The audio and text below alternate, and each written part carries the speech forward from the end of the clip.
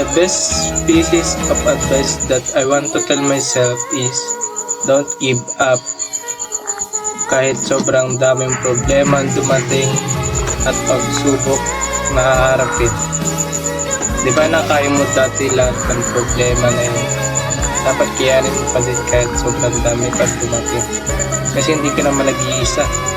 Nandiyan ang Panginoon at ang pamilya para tulungan ka. Kahit iniisip mo na parang wala kang kasama ang kampi sa lahat ng pinagdadaanan mo. Kailangan mo lang magsabi ng mga problema mo at dapat mas kayanin mo yun. Even na kahit mag-isa ka or nandun sila, dapat kayanin mo pa din. Kayanin mo, isipin mo yung mga pagsubok na nalampasan mo nung mga araw na down ka, yung hirap na hirap ka. Isipin mo lagi na kaya mo yun kahit sobrang hirap ng buhay. Yun lang. Salamat.